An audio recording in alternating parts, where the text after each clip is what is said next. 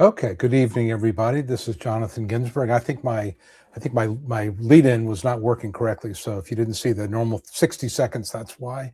It is July 29th, 2026, our last Wednesday in July. Hard to believe July is almost over, but it is. I have a guest tonight, Noel Anschutz. Noel is a non-attorney rep who's done hundreds and hundreds of hearings, and we're going to be talking about not just hearing issues, but we're going to be talking about artificial intelligence, because that is kind of where everything is sort of headed at this point. I'm using it. Noelle's kind of at the forefront of how it works, and we're going to learn a lot, hopefully, from listening to her and learning about her experiences, as well as how AI can work. Noelle, welcome. Thanks for coming. Thank you, Jonathan, for having me. I'm so pleased that you invited me, really. Absolutely, absolutely. I'm going to get, before I start any further, I have a, I don't know, for some reason my Instagram is not working, so I'm going to remove it and we're going to start over again, just so I can get this on here. Let's try this again. Technical. This is what happens when everything is as technical as it is. Okay, so this should now work. Let's see what happens. Okay, let's start really by talking about hearings. So we have a lot of people who are going to be here tonight. They're going to have very specific questions about hearings, how to win, things like that.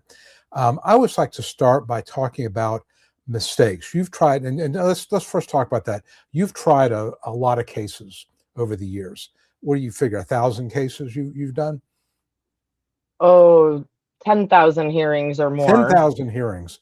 You must Yeah. have started when you were 15, because you don't look like you've done 10,000 hearings. Thank you. But that's a lot of hearings, and I think that these hearings, obviously, it's changed a lot. I mean, I've been doing this for 35 years, and when I started, you would do hearings. You would physically have a file, these big yellow folders, 6-part folders that might be 3 inches thick, and to review them, you had to go down to the hearing office and check them out, that sort of thing.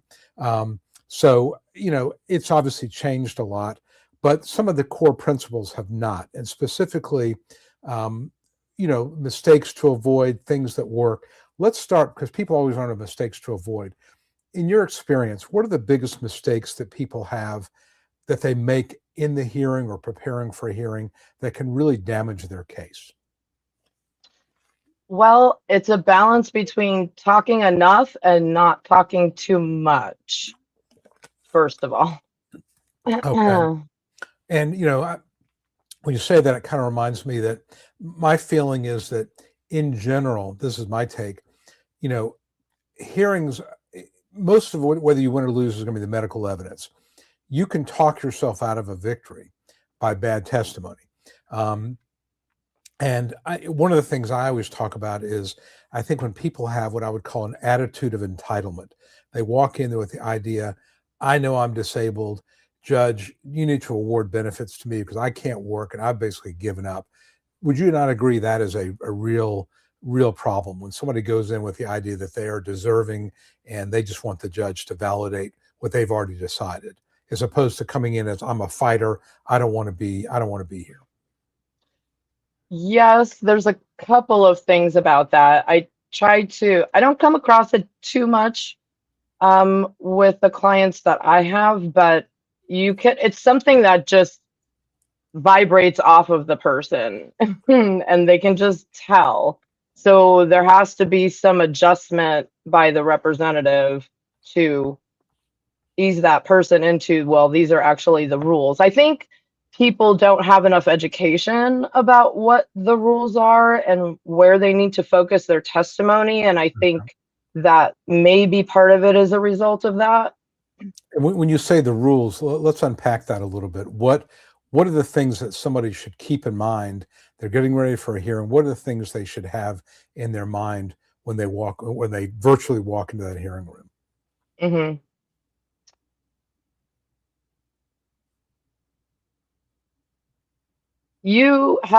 I think people need to remember that the medical records only tell half of the story and their testimony holds the other half. But depending on how specific the person is, you're either going to give them like a Monet painting that's very, fuzzy, or you're going to paint a very clear picture for them.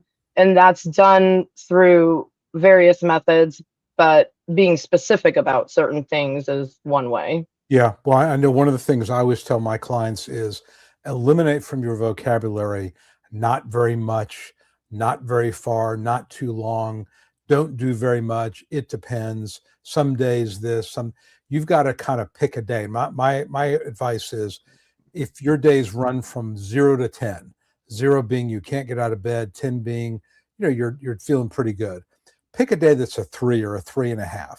Not the worst day, not even, maybe a little bit less than the middle, and talk about what you could do on a day 3.5, a day that's a 3.5 on a 10-point scale, and not just on one day. If you had a gun to your head, this is about, what you could do month after month, year after year. So if I said to somebody, how far can you walk? I'm not asking them, if their life depended on how far they could walk. What I'm asking is, Right. if you had to, if you're in a job environment with the normal stresses of a job and you've got to be on your feet, how many hours could you be on your feet? And I think if you think about it that way, and you also have to, and I think this kind of goes to what you were saying, you can't overstate, you can't let pride get in the way and overstate your capabilities, because that's really not going to help the judge understand what you can do, what you can't do. You've got to be very realistic.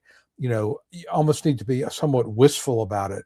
I wish I could do more, but realistically, Yeah. this is where I'm at. Well, don't you think that's kind of the way you have to approach it? Because if you're not specific, you're really going to find yourself, with a judge misunderstanding what you're trying to say. And some judges will use that against you. If you say, that you could walk 30 or 40 minutes, that starts to sound like you could do that in a job situation.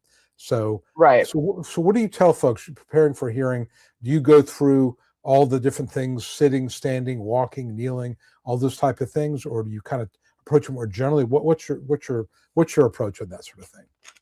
So I think the 25 years that I've been doing this, I was trained this way. I have always talked to the client for about an hour and a half as a pre-hearing conference, but I Right. actually do a mock hearing and go through the questions and ask them. And I end up with a transcript of, what the testimony looks like. Because part of it is there's a format that the judges really like, and it goes back to being specific. They want a number, a yes, a no, or a number. Yep. And like a 2-sentence explanation. Like, they don't want to know about when you stubbed your toe in 1972. It's not relevant. It's not relevant. That's happened to you too. Oh no, I can't. Right. Because there's a couple of things. I tell people, don't put everything in but the kitchen sink, because psychologically you're diluting your case. Mm-hmm. You're distracting the judge from like the top 5 things that actually make you disabled. So you don't have to pile it on, and then being specific in that way. But because I do the pre-hearing conference, because that's not how we normally talk, and people have to get into the rhythm of it, because saying sometimes it's a habit. So Right. I'm trying to break that habit in the pre-hearing. It's a stress test also. Yep. Like, if I can stress test you, you're not going to be as nervous at the hearing. Correct. You're not going to get blindsided by things. Yeah. Because I go through the issues, and some of them are very tough: drug use, incarceration, people are in the hospital for suicide. I mean, these are very serious conversations with people. Right. And they're very personal and can be very embarrassing too. Yes. Or trauma triggering. People get Mm-hmm. triggered. Their amygdala gets activated because they're talking about stuff that they haven't maybe even talked to their therapist about, I've learned sometimes. Right. Mm-hmm. I had a case just a couple of weeks ago with a woman, unfortunately, who's got very bad irritable bowel. And so here she is, I'm a male, the judge was a male, I think the vocational witness was a male, and she's talking about, going to the bathroom and how often she goes, because it smelled bad, that she couldn't work in it all. These are just things that, you would never talk about with probably your closest friend. I mean, this is just really, really embarrassing, but I had to get it out because I needed the judge to understand, that this is a real problem. And it wasn't just the physical part of it, it's just the psychological part of it. If you're in an office environment and unfortunately, you're in the bathroom and it smells really bad, that's going to impact your performance and impact your reliability and your desire to even come into the office. Things like that. So yeah, so The stuff funny like that. thing about that is that testimonies will like a smoking gun because it creates a off-task limitation Yep. because you're away from the workstation so much. So like the most embarrassing thing is actually the one thing that might get you disability. Yeah, absolutely. And again, you've got to be in something like that. When I'm talking about somebody with irritable bowel, I'm going to ask them, how often do you have to go? How long are you in the bathroom? And, do you ever have to take a change of clothes? Do you ever have to clean up? Because that's going to, again, add up to the amount of time you're off task. And, we use the term off task because in disability hearings, judges, when they pose questions to the vocational witness, they will say, if we have a person who's a hypothetical person who's off task for 15% of the day or 10% of the day. But I've never understood, by the way, some vocational witnesses say 10%, some say 15%. It doesn't make any Right. sense why that's not standard, but set that aside for another day. But, if the judge concludes that you're off task 15% of the day, or you're likely to miss 2 or more days, or sometimes 1 day of work a month, that's a real problem in terms of reliability, in terms of maintaining employment. And so Right. that's what we want the judge to see. And so again, if a person is in the bathroom, for 15 minutes, every 90 minutes, you add that amount of time up, it starts to become a real problem in terms of off-task behavior. So no question about And that's why we need the numbers, because the vocational expert doesn't understand. If we ask them, sometimes they're going to be absent. The Right. vocational expert's going to look at us like we're nuts. Right. So the client's testimony has to support the hypothetical also that's being given. This is the whole goal. That's what I try to explain to people, and that's why I insist on being that specific. The other thing I tell them is think about telling the truth. You take an oath to tell the truth, but it's not about telling the truth versus lying. It's about telling the most accurate truth. Sometimes is less accurate than 2 times a week. 2 times a week is more accurate. That's more truthful. So that's what I try to get into people's head. The more specific you are, the more truthful your testimony is. And people can't generally, and it lends itself to credibility because people generally cannot make these things up. So the more specific you are, the more credibility you're going to earn with the judge. Right. And I think it's okay, obviously the judge will expect, if you have an advocate on your side, that you will prepared for this. One of the things that used to drive me crazy was I'd ask a question. I never really thought about that. Well, no, you have, that's not, judges want you to have thought about it. You're expected to know, how many times you're going to the bathroom in a day, or how many times you're having to lie down to rest because of severe back pain. You want to be able to give an answer. But on the other hand, you don't want to make your answer, ridiculous. I mean, I give this example last week. I had a client, the judge says, how much can you lift? And the client said, about no more than 1 pound. Well, that just made no sense. I mean, 1 pound is not very much weight. Yet this guy kept saying the judge kept saying to him, I'm going to ask you again, how much can you lift? Didn't take a hint. He must have asked him 4 times. And finally, my client picked up on it. And, well, maybe 3 or 4 pounds. But by then the damage was done. His credibility was shot. So again, you really want to practice this. And like Noel said, you have a pre-hearing call, practice testimony, however you want to do it. But that's what a good advocate, a good attorney is going to do, is to really help you frame your testimony in such a way that it will match what the judge is looking for, and that is specific limitations that can be put into a hypothetical question, which, by the way, you've heard the term, people have heard the term residual functional capacity. The hypothetical questions are essentially a judge's sampling of various, residual functional capacity assessments. Some of them will be minimal in terms of the limitations, other will be significant, but one of those will find their way into the hearing decision rather. So that's what you're trying to do, is to show the judge that your capacity is so limited by your diagnosed medical problems that you simply would not be reliable at work. And I'll just say one more thing. And again, I think everybody who does this understands it. This is about work capacity. You do not win a disability case in a diagnosis, right? You have to talk about how that diagnosis impacts you in a work environment.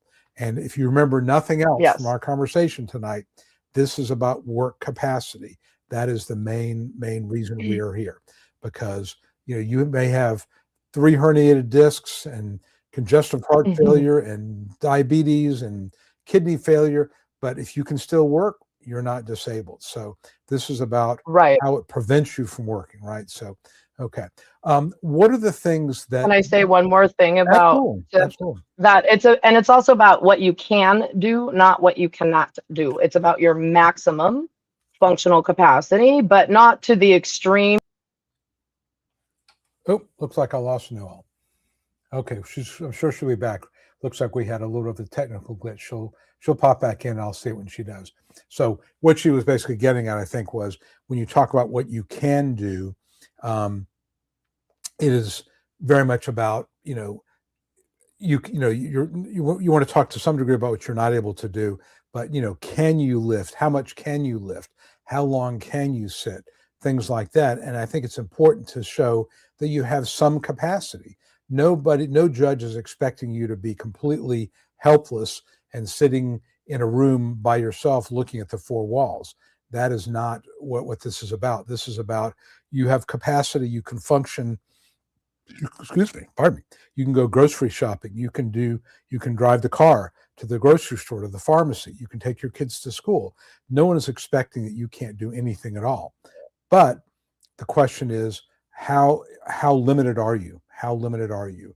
And what's the maximum you could do? Oh, looks like you're back. Okay, there you go. You're back. You just have disappeared for a second for me. Hello. Okay, are you there? There I think somehow we got cut off. You got cut off. Okay. Yeah, you disappeared. Maybe we're waiting for him to come back as well. Hi. So we just kept talking. Okay. All right. So we got cut off somehow. We were just talking about not just what you can't do, but what you can do. I can't see anybody though. Okay. Well, I can hear you. Technical difficulties. We can see you. We can hear you. Please stand by. So Jonathan, I don't see you. You don't see me? Okay. Well, so we're talking about hearing tips though. Yep. I had to go on my phone. Oh, there you are. Yeah. Okay. Technical difficulties. We disappeared. This is— I don't know if you can hear me though. AI and all the technology, and this is what happens when you rely on technology, right? Are you able to hear me now? Hang on, I'm trying to get you. Okay. Sorry. There we go. I'm just gonna put you on speakerphone, and now I'm on my phone with the computer. Anyway, here we go. We're back. Okay. We're back. Okay. So we're talking about not just what you can't do. And I think what I was just saying after you cut out was, you're talking about what you can do in terms of how much you can lift, how long you can stand. And my point being, and I suspect you're probably going to get here, is that you don't have to prove that you're an invalid, that you're basically unable to do anything at all. No. You can still drive a car and go to the grocery store, things like that. Right. So, you're painting a picture, and that's what I like to tell my clients. You're painting a picture. This is what my life is like given these limitations. So that was, I guess, kind of the main points there. Let's talk we'll get to the questions in a second. What are the things that make a good case when you're talking to people? What do you see? What jumps out at you right away? Somebody's talking to you. What tells you this is a good winning case? Well, that they're going to the doctor is the first thing. So we have medical evidence. Yep. And then move from there. But for instance, someone's claiming back pain, but they don't have an MRI. They are not on pain medication. They're not. Social Security expects you to make an effort to get better. You can't just say, I'm not going to do anything so I can maintain disabilities. In some people's minds, this maybe happens. Not the majority of people probably, but some, you have to, they want to see that you're doing everything possible to get better. And then they're going to assess, your case, kind of like workers' comp, but there's no percentage rating, I think, maximum Right. medical improvement or whatever term they use. Right. So akin to that, but so you need to be pursuing care and not just a primary care. If you have back pain, go get assessed by someone. We don't want people to be on addictive pain medication, but ibuprofen 800 is not going to cut it, right? And the younger you are, the more evidence you need. You have a heavier burden of proof. You have to prove more. I can get Correct. away with less with someone who's older and et cetera, right? So depends on the case. So you need to pursue care. If you have an MRI, go get an MRI, because guess what? They're not going to pay you until you get an MRI. You're going to Yep. cut your money if you're not motivated by anything else. Well, I You think know. that this just goes to, I think in every judge's mind, there is a profile. And so if it's a back Yeah. pain case, and somebody's saying, I can't work because of a severe back pain case, and there's no MRI or no objective evidence of it, judges expect back pain cases to include MRIs that show something and not just a mild bulging disc. So there's got to be consistency between the severity of your symptoms and what the objective evidence shows. And a second point there is objective evidence. Really, really, wouldn't you agree? Objective evidence really important in disability cases. I had a judge say one time, oh, she has back pain. Where's the MRI? I said, I talked to the client about it, and I said, she doesn't have an MRI. And the judge's response was, she doesn't have back pain. Next. Yeah. Moving on, like they cut it, right? It's that cut and dry. There's really only in certain cases, maybe you have headaches, they don't expect to find anything on the brain, CT or MRI, like you get headache, maybe it's your neck, whatever, that there's some impairments and exception, but generally speaking, you need the objective evidence first, because your subjective complaints, that's secondary. Your testimony is secondary. And I guess in a way that supports what you were saying before, like your testimony the medical records are first. Yep. Yeah, and those records need to be consistent. And look, I'm sure you see this too.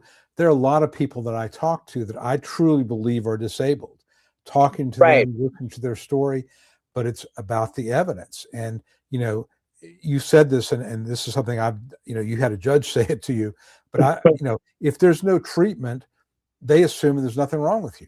Right. And it's not fair and it's not right because people don't have the money, they don't have insurance, but, this is just the reality of the world. The Social Security world. They just expect that. So, all right. So let's jump into some of the questions. We'll answer some of these. All right. I need to step away for 1 second because I need to get a stand. I had to switch to my phone, but my phone's okay. Okay. Very good. I'll be right back. Yeah, absolutely. Okay. I'll just go ahead and answer a couple of these. Yep. Just wanted to say thanks for all you do. I heard that they're going to cut the subsidies for Medicare Part D prescription drugs in 2027, which I qualify for. I had read something about that myself. I do not know. I'm not a Medicare expert, so I don't want to be giving you incorrect information, but I have heard that there will be a change to the subsidies of Medicare Part D as well. So what that means, I don't know in terms of dollars and cents. I don't know if this is absolute, but I have heard something like that. So again, I'm not the Medicare expert, but I think I would definitely keep your eye on that and research that, see what keeps coming back and what that really means. One of the things I've noticed about the Trump administration is they will float ideas. They floated an idea of changing the grid rules. They floated ideas about various types of things, when Doge was going on, and then they back off. So until it's a done deal, don't assume it's absolute, but I've heard something like that about Medicare Part D. I just am not the person to ask about it. So I'll have to leave it at that, unfortunately. And I had a thought about that when they were trying to do that. And I thought, oh, that's going to require them to revamp the whole DOT situation for them to really effectuate that. And I know they had some panel or something 10, 20 years ago to look at it. Yep. And I think it's just so enormous. They go, oh, never mind. We're just going to keep the DOT. And for those who don't know what we're talking about, Social Security uses a resource called the Dictionary of Occupational Titles, or DOT, which is a resource that was last updated I think in like the 1980s, and some of it was 1970s. And it lists every job that exists in the economy. And in theory, I mean, obviously there's some that probably doesn't have, but, let's say that there's a job, laundry worker, and it'll have a code number, like 123-456-014. And that is a light semi-skilled job. And so when vocational witnesses testify, they will identify the DOT code for the job. The problem is the DOT is terribly outdated. There are jobs, and the Social Security is recognized, no longer exist. And many jobs exist in a very different form than they did when the DOT was written, because a lot of these jobs were set in the DOT when there was very little computerization. There was no scanning. There was there's very, very little in terms of what people, the way they do their jobs now. No cell phones, for example. So the DOT is outdated. Long story short is Social Security has tried to replace the DOT many times and spent millions of taxpayer dollars to do it, and they've not come up with anything better. And so now what we've got is kind of a make-do, where there was a Social Security ruling where basically the courts essentially have said, you cannot rely just on the DOT because it's outdated. We're going to require judges to ask vocational witnesses about their sources. And they can include the DOT, but they have to include other sources as well. And there are things you'll hear, selected characteristics of occupation, or OccuBrowser, or Job Browser Pro. These different programs. And honestly, in my opinion, we don't really know how many jobs exist for a particular job. How many, if you said to me, how many Social Security disability lawyers are there? I don't know. Okay. Nobody really knows. Noel's back here. We're just talking about the DOT and how flawed it is. And that I was just saying that they tried to update it many times. It's not really gone anywhere. The point is that nobody really knows how many jobs exist for any particular occupation. How many plumbers are there out there? How many, laundry workers are out there? Nobody really knows. And the problem is it's very much of a make-do, where you have the DOT as the code, then you have all these other resources that sort of break up. You may have one DOT code and 10 SOC codes for it. And they don't really know how many jobs exist. Social Security it's just basically they made up a rationale that they're accepting. But we're basically stuck with it.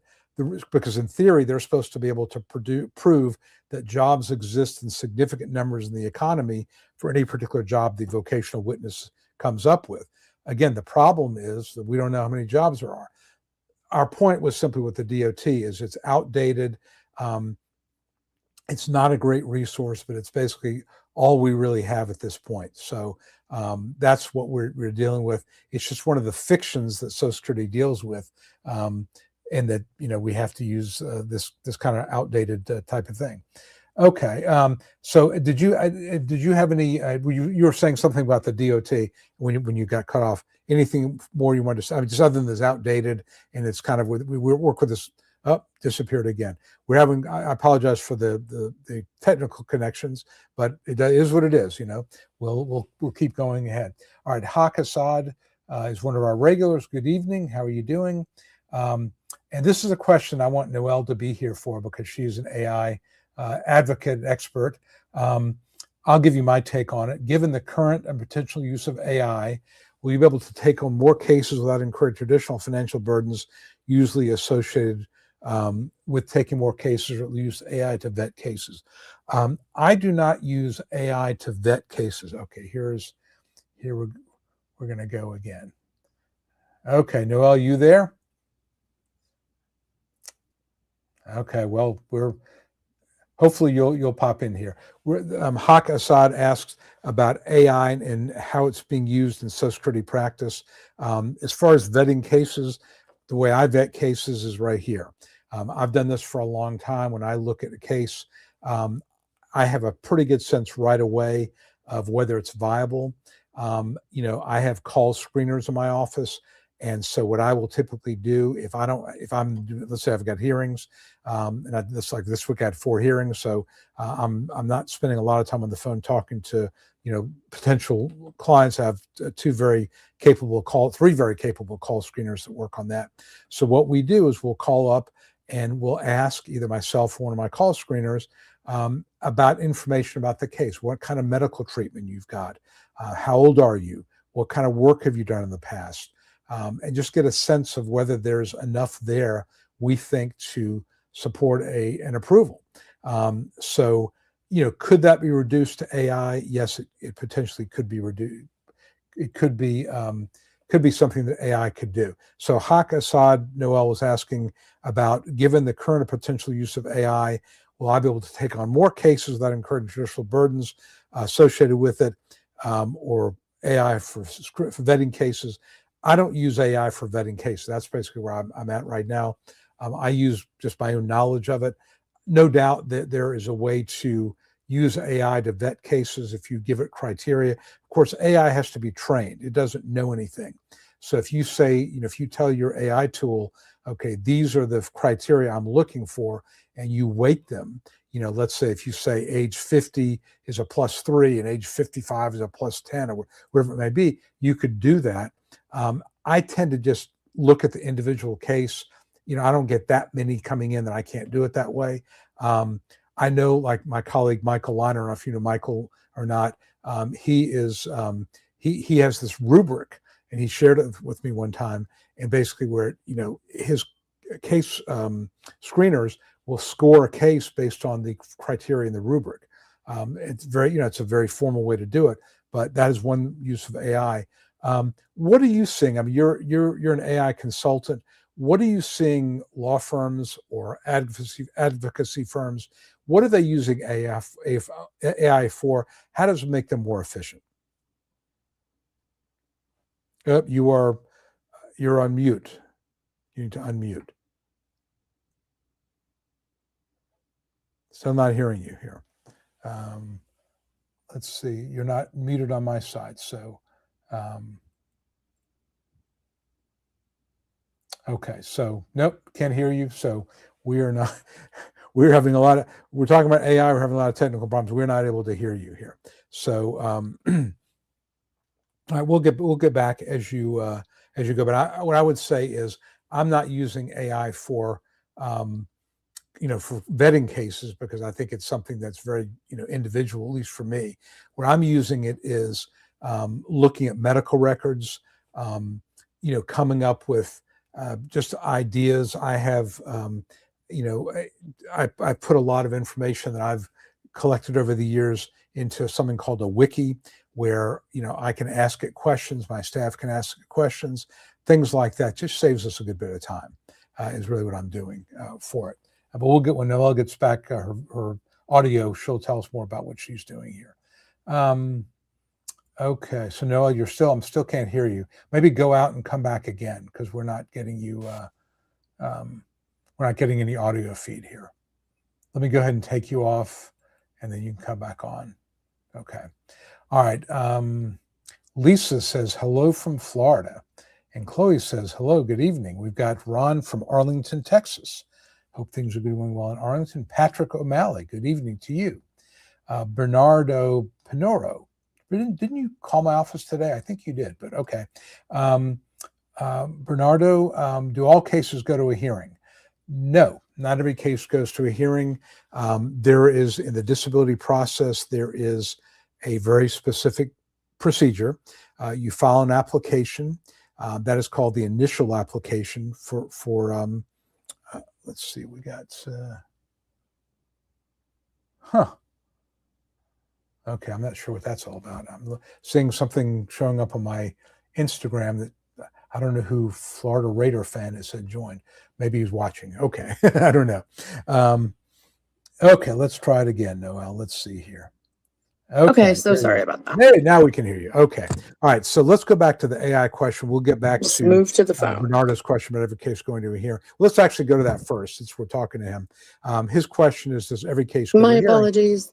And my response is that, there's an initial application, which takes 9 months to a year, about 35% of initial Can I hear applications you? are approved. Then if you're denied at initial, you go to reconsideration. That's the first appeal.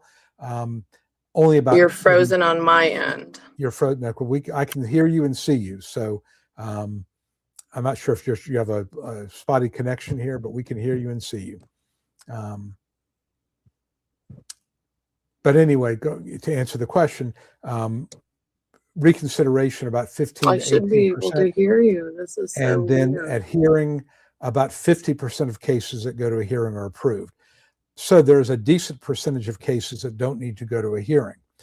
But a lot of those are people with really, really serious medical problems. These are not cases of people that are, have mild problems. These are listing level cases typically. So not every case is going to go to hearing because they're really, really severe. Then what I'm finding is if I do a brief, and I brief most of my cases, almost every one of them now, and I get it in early and it's compelling, I've had 2 or 3 cases the last month get approved without a hearing based on the brief. So, and I've had a couple more where I go to the hearing lasted about 5 minutes because the judge thought my brief was pretty compelling. So, okay, here we are again. Now, do you hear me and you see me? I moved to my phone, so sorry about that. That's okay. Okay, let's go back to this question about AI. And my question to you is, how are law firms, advocate offices using AI to make their practices more efficient? Would you say? Did you hear me? Did you hear my question? My internet is very unstable. I'm not sure. Yeah, it is pretty unstable. Okay. Now, my question was how AI is being used in offices that handle Social Security.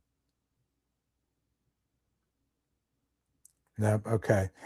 Yeah, maybe we just have unfortunately not a great internet. Is it not working again? Now I hear you and I see you. So when I was asking about how AI is being used from your Sorry, I have Starlink, but for some reason it's very weak today. Yeah. Okay. I'm not sure why. Yeah. Yeah. Well, I think it is going towards people, they want on the intake, that's the rubric. I don't know, because I don't know that lawyers are having staff accept the case. I don't know if that's technically correct. There should still be a professional verifying the acceptance of the case, as far as I understand from school. So, but the rubric is helpful. I think what I also see is maybe like a live inquiry when staff is on the phone with a client, they can query AI and give people more accurate answers. Mm-hmm. Also, which is helpful, obviously, for clients. The automation of things make things more consistent, which it's better client service. And I think one of the things that I've heard a lot of attorneys say is, I want to use AI so that I free up time to talk to my client. Yep. Well, going back to one of the things about using AI as a resource, I was saying when you were off, is I created like a wiki, where I've loaded up a bunch of my videos, other information, cases, things like that into this wiki, and literally my staff can go to it. I put it on, password protected on the internet. They can go to it. They can log into it. They have a question. If somebody asks them a question, what is the look back period for past work? There, it's right there.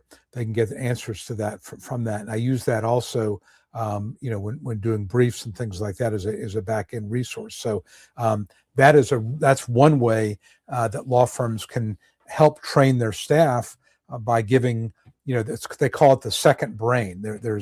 You hear these crazy terms in AI, but there was a fellow named Karpicki, I can't remember his name, but he came up with this concept of a second brain, where you basically load up your information, everything you know about a topic, into a wiki like Wikipedia, and you can query that wiki and ask questions of it, and staff can do it as well. And so in my case, I've done this for a long time. I have staff that maybe has done it for 3 or 4 or 5 years. There may be things they don't know. They can ask, and of course, you never want staff to give legal advice, but they can certainly say, well, this is what Jonathan has, in his materials he gave to us. that can be very, very useful. But yeah, I think can be a very big time saver. The thing you always have to worry about with AI, and for those of you who've played with ChatGPT and things like that, number one are hallucinations, which is where, AI will give you an answer because it wants to please. It'll make stuff up. I remember one time, and this has been a while ago, but I asked a question about, a particular fact pattern, and it started talking about the 15-year look back for past relevant work. I'm like, excuse me, it's now 5 years. Oh, you're so right. Thank you for bringing that to my attention. Like, don't suck up to me, AI. Give me the right answer the first time, So stuff like that. The second thing is you got to be very careful because, there's a privacy issue. And certainly, people out there using AI like ChatGPT or Claude, if you're going to do that, make sure you're using a paid version of it, and you tell it not to train on your information. If you're using a free version, they will train on it. And again, I don't think that anybody in the Anthropic office really cares about your bad knee, but it is potentially something that could be out there, and you don't want to do that. The best practice is to anonymize information. Hypothetically speaking, a person who's 53 years old with whatever, and you can ask it questions that way. That may not be possible if you can have a look at medical records, but you have to make a reasonable effort to try to make it as secure as possible. I mean, look, in my opinion, there is no absolute security. I mean, unless you're doing things on paper, because if the government of North Korea wants to hack into your router, they're going to do it. If the CIA wants to hack into your router, they're going to do it. I think if you make reasonable precaution, Right. and it goes for law firms, right? But I think that, generally speaking, it can definitely save a lot of time, make you more efficient, make you more consistent, and give really accurate information. So, it can be, and going to Hawk's question is, would it allow law firms to take on more cases? Theoretically. I mean, AI, and Noel, tell me if you disagree with me, it is a process. It's not a thing. It's not now we have an AI. It is, you have to work it. You got to be talking to it constantly. You got to be challenging it, ask it to challenge you. You keep making it stronger and better. It's not just a destination where you have, you put in, a new computer system that's got more memory, and therefore you can do more things. It doesn't work that way. You've got to keep, working it. So yeah, in theory, I'll give an example. There are AI tools out there that will allow you to process mail a lot faster. We get a ton of mail. A lot of it's just forms, the same forms over and over. It has to be logged into our case management tool, maybe sent out to the client. That could all be automated in theory. Okay. Now, is it worth the cost? I don't know, but that's an example of what AI could do. It's very mechanical, but it could make a law firm more efficient. On the other hand, AI is not going to think for you. And so if you said that, if you installed Claude or ChatGPT or Perplexity and said, draft me a brief, explaining why this ABC person is no longer able to, meets the definition, should be approved for disability, you're not going to get a very good answer because it doesn't have any context. But over time, if you train it, it could. So that's my take on AI. It is very much of a process that you've got to just keep pounding at and keep trying to get it better. Has that been your experience as well when you're working with people? Yeah, you have to really, it's more complicated than people think because there has to be guardrails. You can't just let it out into the wild. It will do these things like hallucinations. But there's another more, I think, serious issue that's harder to spot, and that's misgrounding, where the case is real, but it doesn't support the proposition. Right. And so I'm trying to actually figure out how to create a system that, I think one of the things about AI, this may be a little technical, but I think it really is a foundational shift people need to make, is that they keep talking about the security of the platform and the governance of the platform. I disagree. I think that in the legal field, it's the proposition that's taken from the evidence, right? You come up with a proposition, and there has to be human governance about whether or not to allow that into the system, because it's going to go downstream and affect everything else. So it's really about governing knowledge. Yeah, I don't. Platform. Explain. Can you give me an example? I don't quite understand. Can you explain what you mean? Like, okay, in a Social Security, it'll say the claimant need a cane is medically necessary. It'll come to this conclusion or proposition, or proposition, probably not the term we usually use. And okay, well, where does it say that? What supports that? How did you get there? What's the contradicting evidence to that? And then a human has to make a decision about to accept part of it, or it's just, and the weight of what the evidence is too matters, right? So this is the guardrail, but it also creates an audit, because the court's going to want to know, well, how did you get to that conclusion? And that's the problem that we're having in AI right now, is that people don't know how to produce that audit. How did you get there?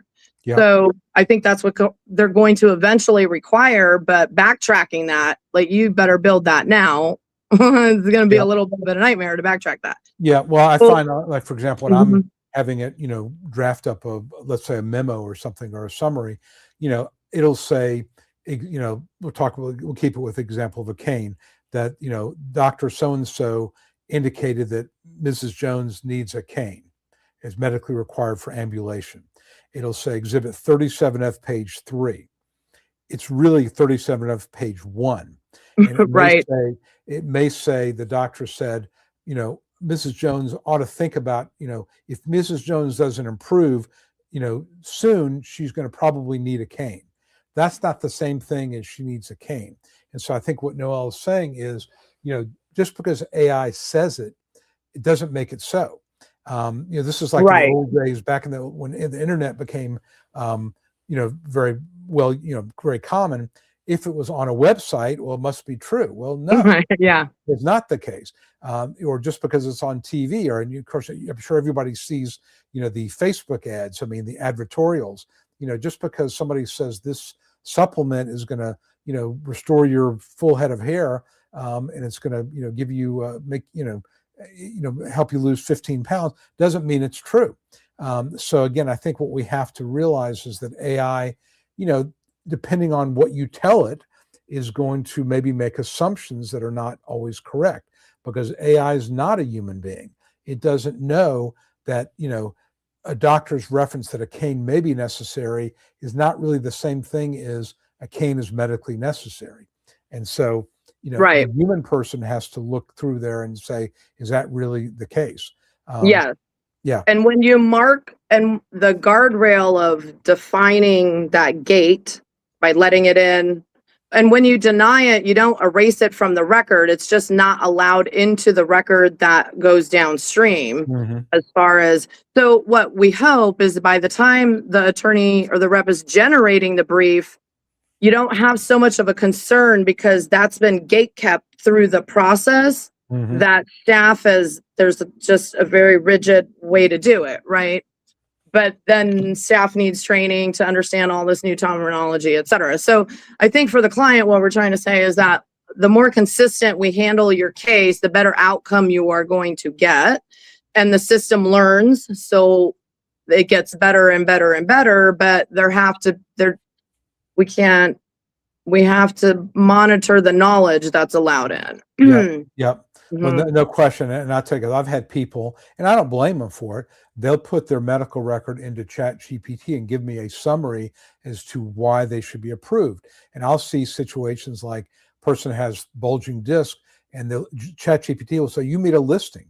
Like, no, you don't. I know you don't meet a, and again, I'm not, it's not a knock on people who are, using ChatGPT. People are very curious. But, I know, and after doing lots and lots of hearings, that 99.9% of the time, bulging discs are not going to be listing level. No, we know that. But ChatGPT doesn't. All it knows is there's a listing for musculoskeletal, listing 1, and therefore the person's got musculoskeletal problems. Let's make a listing argument. Look, and you go ahead. Sorry, because I'll forget. Sorry to interrupt, but the problem is compounding, because the person putting it in doesn't know what they don't know, and ChatGPT also doesn't know what it Yep. doesn't know, and they think people will think medical is the only thing. No, they also, so that's the medical part. The legal part is Social Security also factors in your age, your education, and your work history. Yep. So if the system doesn't have that, it's not ever going to accurately advise you about your case, but you don't know that. The client, people Yep. don't know that that's the other component. And this is the problem. So please, Yeah, have I a just I think professional, even we have to look at it and verify. no, absolutely. No. I think that look, I think tools like ChatGPT and Claude and Perplexity, Notebook LM or Gemini, these are very powerful tools, and there's nothing wrong with using them. Right. But again, if using the context of a legal matter, whether it's Social Security or veterans or long-term disability or workers' comp, whatever it may be, there's a lot of context that goes along with that. Yeah. If you don't know the context of it and you don't know what the rules of the road are for that particular legal area, don't assume that your AI tool is going to know all that stuff. It may know some of it, but it's not going to know all of it. And you just have to be very, very careful. And especially if you're submitting anything to a agency like Social Security or to a court, I think it's very, very dangerous to do that. I mean, I see, there's a lot of resources out there for do-it-yourself legal matters, whether it's a divorce or a will. You probably all heard of LegalZoom, things like that. And now, of course, the AI tools will do a lot of that stuff for you. Just got to be very, very careful. I got a call the other day, and I used to do a lot of bankruptcy work. And I don't do bankruptcy anymore because for many reasons, but I'm really busy with Social Security being the main one. But I got a call from an old client of mine, and she's like, well, I have a friend who filed a Chapter 7, not in Georgia where I live and practice. And Social Security is different because it's virtual. You don't have to be in any particular place, but bankruptcy, you need to be admitted to a local bar. And he filed a Chapter 7 and now, wants to dismiss it, and they won't let him dismiss it. Well, the reason for that is that Chapter 7 is a kind of bankruptcy where you cannot voluntarily dismiss it. Why? Probably because the courts or Congress decided that people are using bankruptcy to stop creditor action, then they're dismissing their case and they're abusing the process. So they changed the rules that Chapter 7 bankruptcy you cannot dismiss. Well, the problem is, if you file a pro se on your own Chapter 7 bankruptcy and your mother puts you on that mortgage or puts you on the deed for her house, you're half owner of that house. And so the trustee in bankruptcy is going to say, well, okay, here's an asset I can go after. And you're like, wait a minute, I don't want my mom's house to be taken. I want to dismiss my case. Can't do it. That's an example of, you're penny wise and pound foolish. You didn't want to pay for an attorney. I understand it's expensive. Bankruptcy, people in bankruptcy don't have a lot of money. But, I've seen people put their mother's house, father's house into jeopardy because they filed something on their own without legal advice because they didn't know all the crazy rules with it. Social Security is kind of similar. I mean, there's a bunch of rules here. I mean, a simple one, and people get and I know there are people on here who will do things on their own. If you get to a hearing, if you submit something less than 5 business days before the hearing, they won't consider it. Now, is that made very clear in the materials? Not really. You think, well, wouldn't the judge want to know? Yeah, but if it wasn't submitted properly, it's not going to be considered. And what if the records that you submitted were the last year and a half of treatment? That will not be part of the record. Judges have the right to say, not going to consider it. That's just an example of, you got to know the context of it. And I think the other, and just to make one more sort of minor point is, if you have a case, for example, that is not listing level, you have a back problem and it's bulging discs, which can, along with other things, support a finding of disability, and you make a listing argument, you don't look very credible. Like, why would you make a listing argument if it's clearly not a listing? You're basically telling the judge, I don't really know what I'm doing. Not a good look, not a good thing.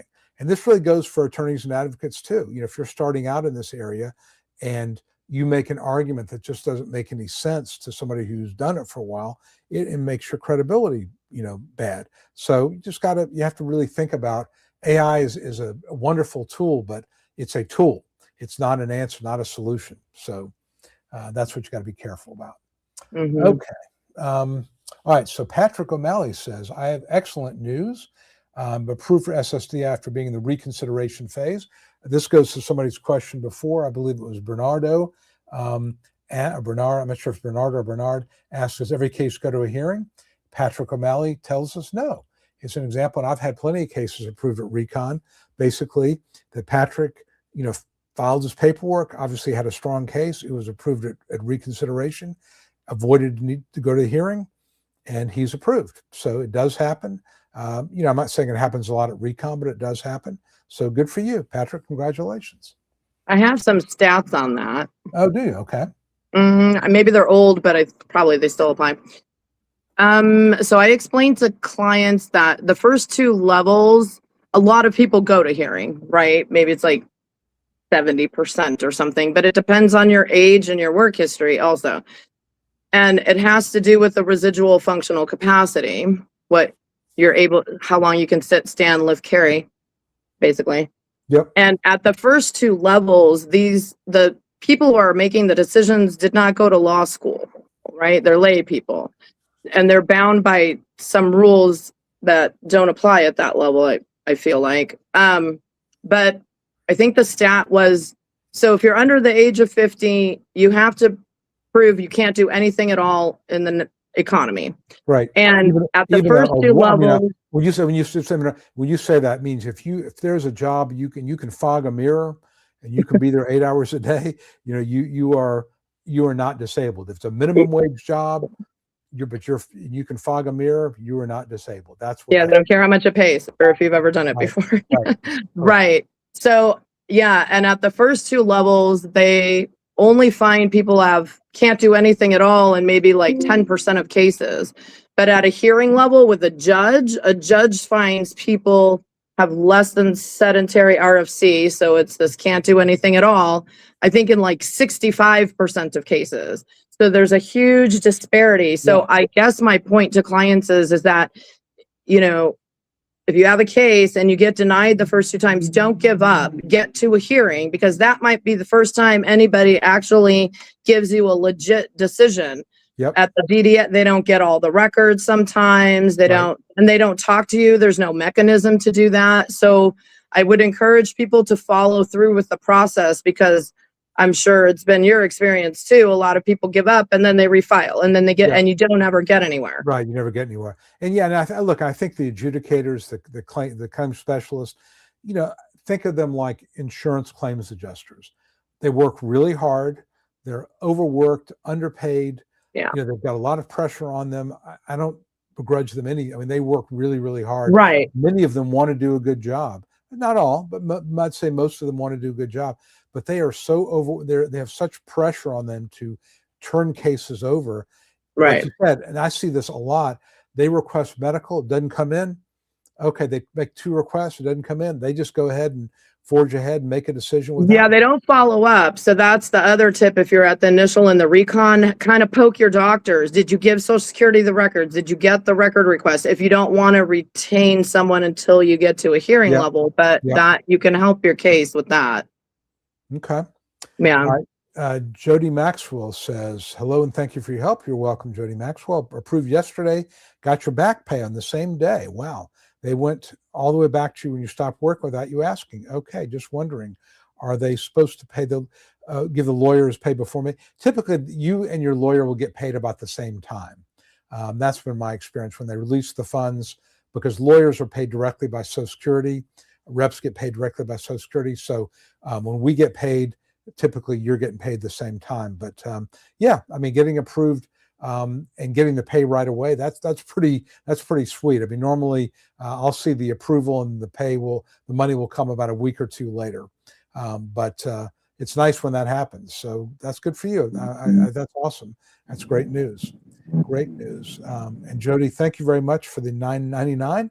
I always tell people this goes to my son does my videos. He's my video editor. So this goes to the Jake Ginsberg lunch fund, and he likes to eat. So he'll enjoy it too.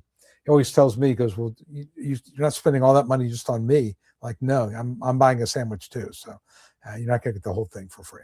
All right, Baxter Taylor. Well, a combination of 3,000 milligrams of Keppra, 400 milligrams of Lamictal, 5 milligrams of Valium, hydrocodone daily. How do I add that to my SSDI claim? Well, I'll give you my take is, you have a medication list, so it'll be shown there. I think, you want to be prepared to testify about the side effects of those medications. You could do something called a Form SSA 795, where you put it in writing, or you could testify about it. Or of course, if your representative, your attorney would do a brief and talk about the side effects of the medication. So I think you want to make sure that Social Security is aware of it. Certainly the medication list would be a good way to do it. Any other thoughts? Yes, yes. Okay. I think that is I'm not a doctor, but that's some pretty heavy duty medication in Yep. my experience. Yep. So yeah, there's maybe a lot. And then is it controlling the symptoms? How much is it controlling it? How many Yep. like regimens of medication have you tried? Because what I've had judges do is, I have all these side effects from all these medications. And the judge tries to get out of that by saying, well, have you talked to your doctor about that? Is there anything else they can give you? Is there another way you can take them? Is it so? Because if you hadn't had, then they're going to say, well, you haven't done everything. They may use it as an excuse to negate the symptoms you're having. So have that conversation with your doctor so it's in the record. But I imagine someone taking that level of medication has gone through quite a process. And I would imagine that is the regimen that is controlling things as best as it can. Because Yeah. Well, and I think, but your point is well taken. That is, if you're taking that amount of medication and it's not controlling your symptoms, and you've got terrible side effects from it, that is a very powerful argument as to why you would not be able to function reliably at work. You're taking that much Keppra, that much Lamictal, Valium. How much can you focus and concentrate? What can you remember? What can you do?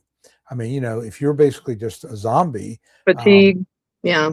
All day, you're not going to be very effective at work. And again, you have to take it down to a simple entry-level job.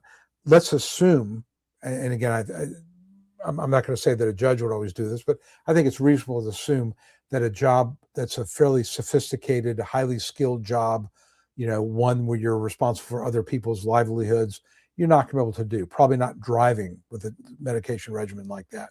But what about an unskilled job where you're sitting there, you're putting ink pens in a box, you're counting, something coming down an assembly line, making sure that the stitching is right.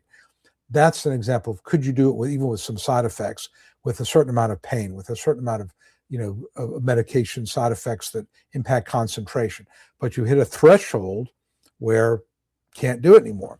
And that's what you got to really argue. And that's, again, where in testimony, your representative would bring out in testimony, we talk about that. Maybe have a third party fill out a form or write a statement as to what you're like when you're taking these medications, because that could be evidence as well. Okay, Big Ta, one of my regulars here. Thank you for your expertise. I'm in the middle of two different claims, one in federal appeals and the second is a recent one. Anything I can do differently? That's a tough... I don't see the rest of it here. Depends on how old he is, like what the vocational profile looks like. Because usually what I find is the cases just get combined at the end on the remand, and then the second case is coming up for hearing. And if you have a case in federal court and it gets to OHO, they're going to hold it until the federal court case decision is made. And then if that's a remand, they're just going to send it back through and consolidate the cases.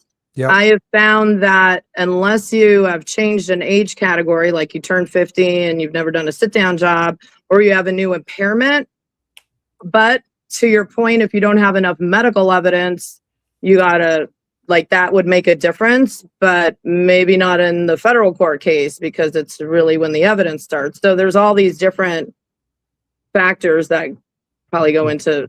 I think that, the federal court's going to be looking at an error of analysis by the judge. The judge didn't apply the law correctly, not whether you're disabled or not. So I'll give you an example of one that I got a remand on. The judge found that my client was limited to using hands, fingers, handling and fingering was occasional. That was the finding. Her hypothetical said handling and fingering frequent. So there's a disconnect. The judge found it was occasional, hypothetical, frequent. Case denied on the grounds that, based on that hypothetical, she could do frequent handling and fingering. The district court said the judge needs to reconcile this. She's found on one hand it's occasional, but she also gave a hypothetical with frequent. We don't know what the answer of the hypothetical would have been if it was shown as occasional. We don't know. The judge could have still denied the case or come up with a different hypothetical. That's an example. Now, the fact that the district court did that maybe is telling the judge kind of, behind, sort of read between the lines, you need to take another look at this case. But that's an example. It may make no difference whatsoever in the judge's findings. On the other hand, it could be a major problem where the judge failed to consider the person's back problems when there's an MRI showing 3 herniated discs. That could be a major substantive issue. So, it's just a matter of what the reason for the district court remand might be. And as Noel said, age change categories are a big deal. So what that could mean, Big Ty, is, you may get into a second hearing and the judge might say, well, I'll approve of it as of your 50th or your 55th birthday and ask you to change your onset date and do a partially favorable decision or amended onset date decision.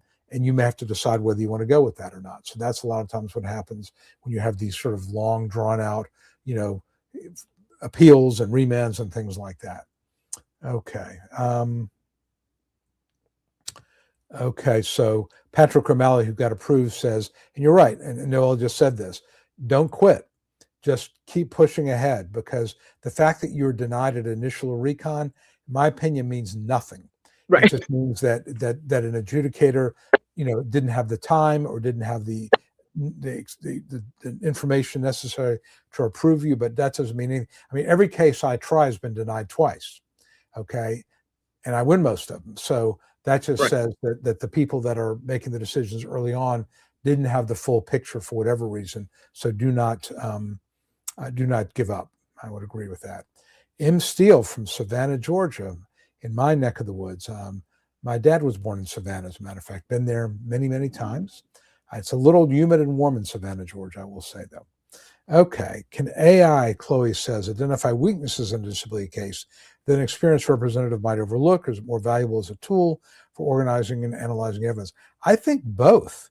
I mean, I think that, anytime a second pair of eyes looks at a file, there's no harm in that. I mean, certainly if AI looked at something and found something that I missed, doesn't offend me. I'm happy to know that, or somebody else, if my paralegal looks at something and caught something I missed, fine. So I think that, AI can do that. Now, you don't rely as a representative, you don't rely on AI to make your arguments for you. But yeah, if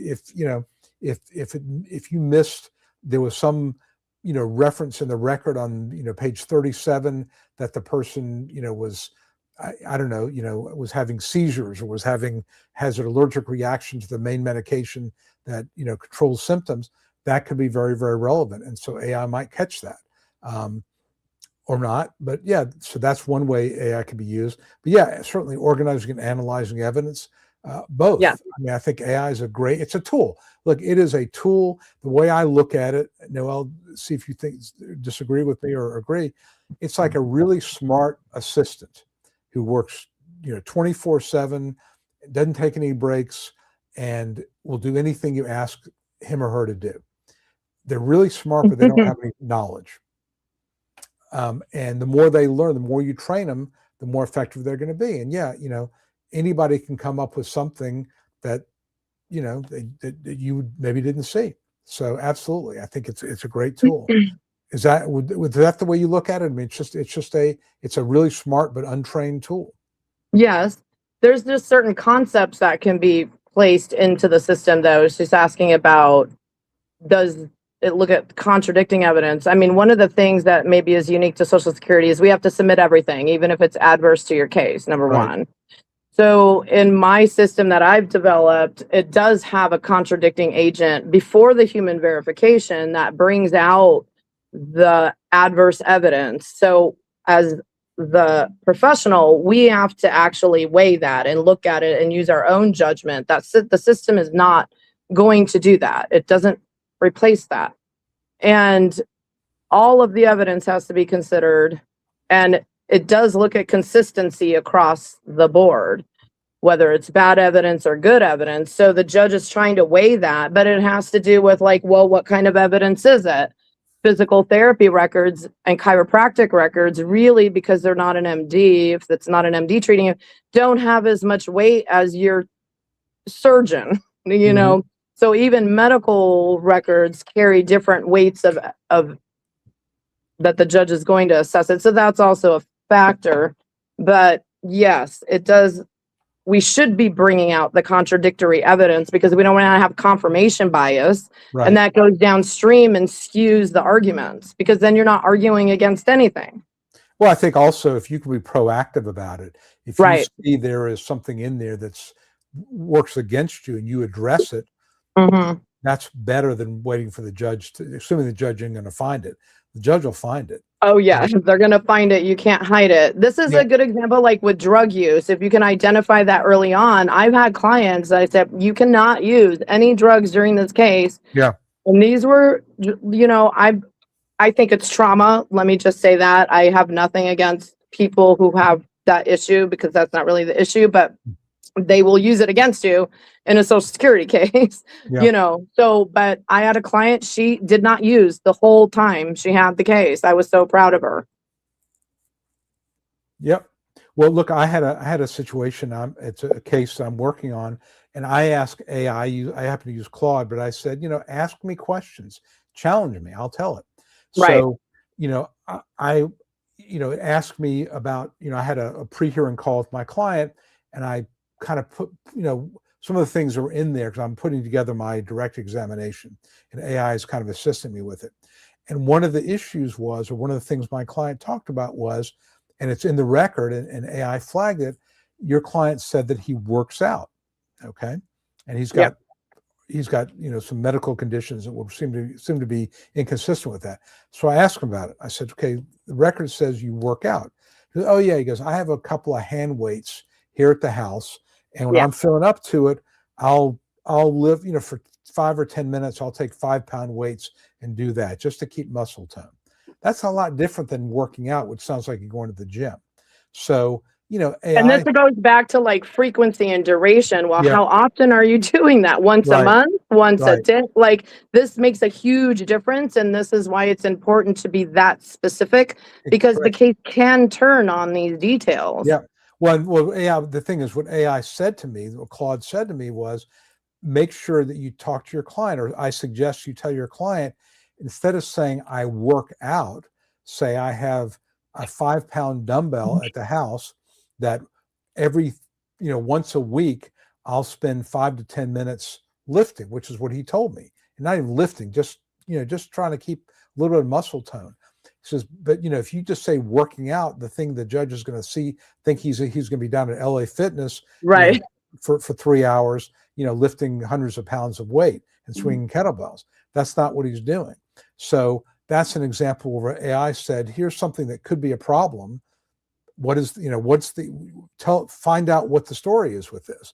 And here's what I would suggest based on what, you know, you reported back, how your client ought to frame it. And so when we practice pre-hearing, we talked about that. I said, okay, you know, if the judge should ask you about working out, how are you going to answer that? You know, like I said, his answer is, you know, maybe once a week, once every couple of weeks, I'll pull the 5-pound dumbbells out and I'll just, you know, do a little bit of lifting for 5 minutes or so just to keep a little bit of muscle tone, but I'm not bench pressing anything. I'm not swinging kettlebells. I'm not doing anything like that. But that's an example of where AI could be a very, very useful tool. Okay. Okay. So Baxter had again, I think we already talked about that, all the different medications. Lisa from Florida, hearings 2 weeks before your 50th birthday. Is that a good thing? Well, not necessarily, because well, let me answer the 2 ways to the question. when you filed your application for benefits, you alleged an onset date. I'm assuming your onset date, you were 48 or 49, something like that. Okay. If you're approved, it's going to basically be as a younger individual under the age of 50.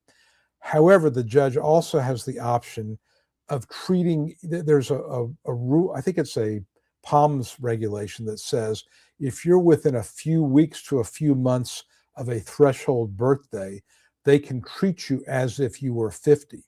So in this case, so theoretically, the judge could say, well, it's your hearing is in August of 2026. I'm prepared to find you disabled as of June 1 of 26, which is essentially close to your 50th birthday. Now, the problem there is no past due benefits if the judge does that. Mhm. That is something that could happen, but being close to 50 doesn't really help you, unless you're prepared to give up a lot of stuff, is what I'm going to go to. So I would not, even my opinion would be I'd focused on your disability began when you were 47 or 48, and that's what you're arguing. I have a little detail on that turning 50, I think. So yeah, it's not a bright line rule. They can, I think it's 6 months before your Right. 50th birthday, but I find the judges only apply that when the DLI, the SSDI benefit is at risk. Then Yep. they'll push it. Mhm. Yep. Yeah, that's true. That is pretty common. So if the person's insurance is going to run out, they could apply it a little bit earlier. Although I've had judges, use a non-mechanical application of the grid and approve somebody at 49 years and 10 months or something like that. But Oh, okay, yeah. But in this particular case, I don't think that Lisa's 50th birthday being 2 weeks before after her hearing is going to really help that much, honestly. I mean, the judge could, I think judges have held decisions until the person turned 50 and then Yeah. approve them as of age 50, though, because it'll just Yeah. come back on remand if you keep, or they'll start all over. We don't want Yeah. to do that, but yeah, Yeah, there's again, some weird scenarios. yeah. The point is, in all these scenarios, you're looking at probably not getting much in the way of past due benefits. Right. And so, you might get ongoing benefits. And if that's what you want, that's fine. You hate to see people lose 2 or 3 years of past due benefits. That could be $30,000, $40,000, $50,000. A cautionary thing about that is you have to be careful appealing because you open it up again. Right. The whole The thing. remand, they can revisit the whole case and decide you're not disabled at all. So you Yeah. really have to, if they're gridding you at 50, probably you're not going to lose that. There's Right. other scenarios where that might you have to be, that's a risk assessment that has to be done between you and a professional. Right. Well, and the other thing is, if they remand it back and it goes to a different judge, maybe you had a judge change the onset date and approve you, at a certain age, and you want to go for those 2 or 3 years of past due benefits. The judge that approved you approves 49% of cases, kind of right in the middle. That judge moves on. You get a new judge who's a 25% approval rate. That's a real problem. I've never had that happen to me, but that would definitely make me think twice about it. My rule of thumb is if you're looking at going after $10,000 or less of past due benefits, I think real carefully about it. More than that, you got to start thinking about it. $100,000 of past due. Like, take your money and run.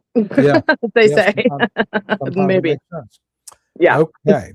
Hal Clayton says, thank you for your videos and the encouragement. Absolutely, Hal. That's why we do this. And ultimately, this is confusing. It's very stressful. There's a lot of, I always talk about the terms, DLI, OHO, SGA. The acronyms. All these acronyms, and nobody knows what these things are. You have somebody who understands it and give you a path. I think that one of the things that a good representative can do is to have kind of a working theory of the case. What is the argument we're making? What is the evidence we're relying upon? How do we get from here to there? And, I'm a big believer that you're not going to be successful in a case if you don't know where you want to end up. You got to know what do you want the judge to do?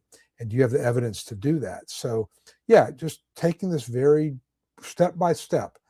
just going through the 5-step sequential evaluation process, making sure you can't do past work, and looking at it realistically. I mean, I talk to people, if you're 35 years old and you got a bulging disc and non-insulin dependent diabetes, you're probably not going to win. I just, to be straight up about that. And I'm going to tell people, I mean, if I talk to somebody, I just don't think there's enough there. You're too young. The impairments are not severe enough. I'd rather tell you that than say waste 2 years of your life waiting for something that's probably not going to happen. I mean, is it impossible? No, but is it likely? No. So, that's what you try to give to folks. All right, Jam G, Patrick, congrats. Yes, currently in recon. Thought about giving up. Don't. And you said I refuse to give them satisfaction. This is not personal. Social Security is this huge bureaucracy.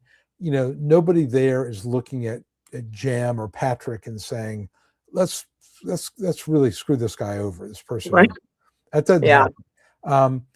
But yeah, you are kind of a number, and they look at, the adjudicators are looking at you're one of 500 cases they got to deal with, or 200 in any particular time, whatever it may be.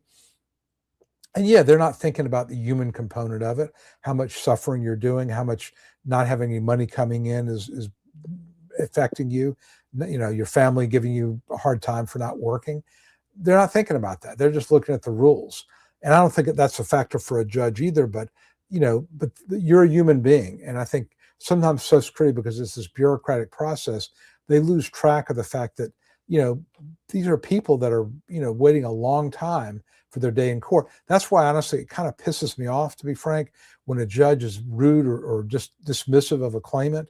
I mean, anybody who applies, in my opinion, they've made a difficult decision to declare themselves disabled without label. That's a tough label to have. And I think judges ought to show respect to anybody who is coming before them. I mean, nobody wants to say, I would say, I've done this a long time. I can count on the fingers of one hand the people that were just trying to game the system. Most are not. And if I pick up on that, they're out.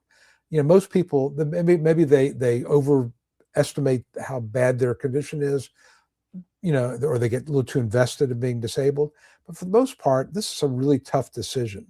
And I think judges ought to be aware of that, and to, if they're running late, for example, apologize to the, sorry, I'm running a little bit late. That's all you got to say. Most judges will do that, not all. But yeah, I mean, it's a big deal. I mean, this can be life-changing, whether you have that money coming in or not, and that Medicare can really be life-changing. All right, Chloe says, medical records are often hundreds or even thousands of pages. How can AI help identify the evidence that truly matters without missing important context? Great question. What do you think, Noel? Well, Social Security thankfully organizes the file for us, and it's numbered. Yep. So we have that, but the rules dictate what it is pulling out. Like, we're looking for the MRI first, or if you have seizures, did you get an EEG? If you have fibromyalgia, where maybe they shouldn't do the trigger point test anymore, but are you meeting the criteria that they're looking for? And that gets pulled out first. Then we're looking at the consistency. Are you compliant? So yeah, for a very, I think, long time now, AI has been able to create chronologies, but it has to be checked to make sure that it, like you had mentioned earlier, it's on 13F1, not 13F3. It might be like a little off, but as we use it, it gets more and more accurate. And it depends on how, the tech on the back end is working also, whether it's making that easier or harder for the person using it. But yes, that's entirely possible. So instead of looking at 3,000 pages of records, we're reading a chronology, and it's much easier in our head to keep track of, and we can see the timeline also. If you have to amend an onset date based on something, you can easily pick that out. And it's helpful for the judges also. I give the judges the chronology. I think the decision writer's happy. Yeah. Well, I will say this about chronologies, and there are a lot of vendors out there who will offer services for chronology, and I've used several of them. The problem that I've run into, and I haven't done it in a while because now I'm using Claude to do it myself, but I'll get a 50 or 60 page chronology. Well, that Yeah, doesn't help me. yes. I've had that happen That too. I'm like, that it's doesn't just as really much help me. work. Yeah, I Yeah. mean, when I did it manually, and I'll still do it manually sometimes, or at least partial. I mean, I would get everything down to 3 or 4 pages because I was, I knew what I was looking for. I'm looking for that EMG. I'm looking for that MRI. I'm looking for the doctor's visits that talked about, no surgical remedy available. Refer to long-term pain management. There's certain really key exhibits in almost every file that just tell there's certain exhibits in a file that have a nice history. I mean, I love it when there'll be a good doctor who will go through like 3 or 4 years of history all in one page. Great. That gives me a great chronology there. So, the automated chronologies a lot of times are just too long. Yeah. So what I'll do is I'll just say, okay, find me all the MRIs, find me all the EMGs. Like you said, I've never actually given a chronology to a judge. An interesting idea. I've had AI do it for me, where it will identify all the MRIs, all the objective tests, and I use that when I'm drafting my brief. But yeah, I mean, I think those chronologies can be very, very useful, but they can be too long, and they may not know what's important.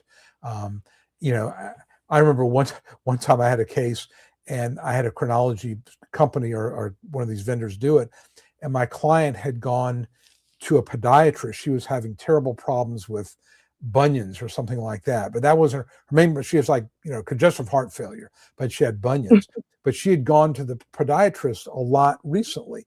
Well, this chronology is focusing all on the podiatrist and her bunions. I'm like, wait a minute, she's got congestive heart failure. That's kind of a lot more important than her bunions. I'm not saying the bunions weren't painful, but that's an example of where an automated service isn't going to be able to make a qualitative decision. So yeah, you got to look at it and figure out what's important. And again, when you're training AI, you train it. Okay, objective evidence is really, really important, much more so than records from a chiropractor, which is not an acceptable medical source.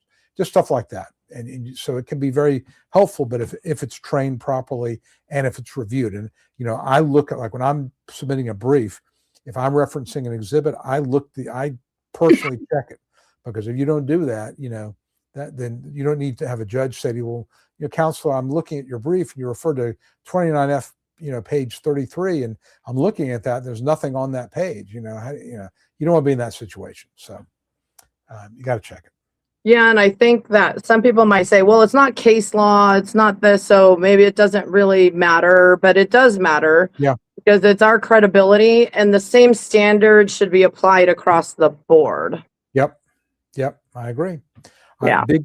Big Toss says, I'm going to give you a question. I'm going to give you an umbrella.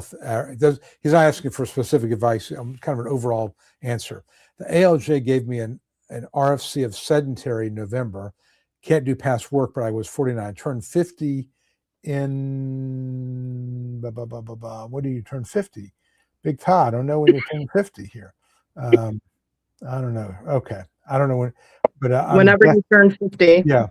Okay. Yeah. So, well, first of all, if you already had an ALJ decision, that means you're either an appeal or you're starting over again. So one point is, if you had a decision, an RFC in a prior case, there is some law out there that says that, unless they can distinguish it, they can't give you a less restrictive RFC in a second case. Not absolute, but it's basically, they can't, Social Security finds you limited to sedentary. They can't now find you limited to light unless there's clear evidence that's the case. So this may be a situation where you're filing a new case, then your case may be stronger because you've already been found limited to sedentary and you can't do past relevant work. You might very well meet the grid. That's what I'm thinking there. Yeah, they also say like your cases that have substantially worsened. Right. Mm-hmm. Right. I mean, every once in a while you're gonna have a judge. Well, you can do light work, but that's a tough one to go there. Okay. Mm-hmm. All right. Okay. Okay. Madeline works with me, saying congratulations, Patrick. Hello, Madeline. Okay, October with a new claim. Okay, so Big Todd does have a new claim up. Yeah, I think again, you want to demonstrate that your capacity has not gotten better. If anything has gotten worse. And again, if you were represented, your attorney should reference the finding in the prior decision that you're limited to sedentary work and you cannot do past work.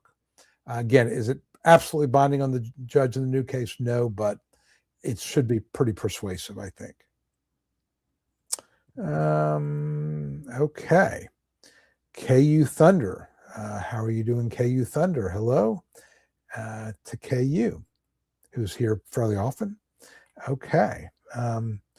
Baxter. All right, Baxter is the one who's taking all the medications. The SSA psychologist in 2023 noted he was borderline intellectual functioning.